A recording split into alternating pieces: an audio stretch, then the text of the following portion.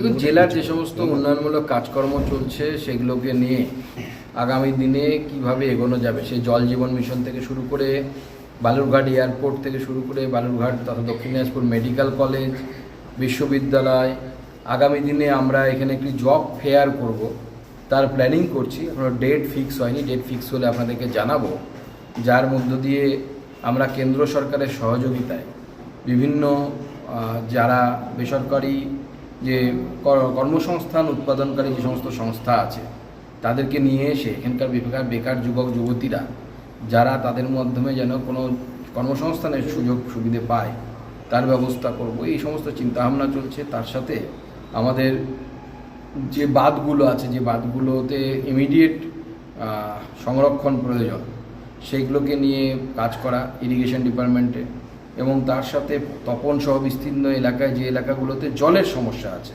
তাতে জল জীবন মিশনের কাজকে আরও দ্রুত গতিতে কীভাবে নিয়ে যাওয়া যায়, যার মধ্যে দিয়ে এই বেসিক বিষয়গুলো নিয়ে আমাদের আলোচনা হয়েছে। আগামী দিনে ভিভি রামজিরও কাজ শুরু হয়ে যাচ্ছে, এবং তার সাথে সাথে আমাদের পুলিশ প্রশাসনের তরফ থেকে এই নেশাদ্রব্য, বিশেষ করে ফেন্সিডিল পাচার সংক্রান্ত যে সমস্ত সমস্যা আছে তার সম্পূর্ণভাবে তাকে নির্মূল করা হবে। আপনারা জানেন, কিছুদিন আগে দক্ষিণ দিনাজপুর জেলা পুলিশের তরফ থেকে মালদায় গিয়ে প্রায় 2 কোটি টাকা উদ্ধার করা হয়েছে, এবং এটা ফেন্সিডিলের বিরুদ্ধে লড়াইয়ে একটা বড় পদক্ষেপ।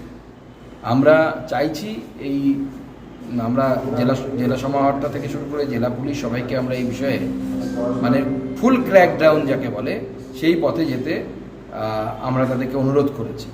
আপনারা শুনলে অবাক হয়ে যাবেন, এই কিছু ফেন্সিডিলের ব্যবসায়ী বাড়িতে পুলিশ আন্ডারগ্রাউন্ড ঘর খুঁজে পেয়েছে, এবং সেখানে ফেন্সিডিল লুকিয়ে রাখা, এবং সম্পূর্ণ কনস্ট্রাকশনটা হচ্ছে প্ল্যান বহির্ভূত, অর্থাৎ কোনো ধরনের অনুমোদন নেওয়া হয়নি বিল্ডিং তৈরির সময়। যেমন গোপন ঘর, পাতাল ঘর একটা সিনেমা হয়েছিল বাংলাতে, সেরকম পাতাল ঘরের সন্ধান পাওয়া গেছে হচ্ছে এই ফেন্সিডিলের ব্যবসায়ীদের বাড়িতে রেড করতে গিয়ে পুলিশ সন্ধান পেয়েছে। আমরা পুলিশকে বলেছি এদের বিরুদ্ধে কঠোর থেকে কঠোরতম আইনগত ব্যবস্থা নেওয়ার জন্য, প্রয়োজনে বাড়ি বুলডোজ করার জন্য, ভেঙে দেওয়ার জন্য।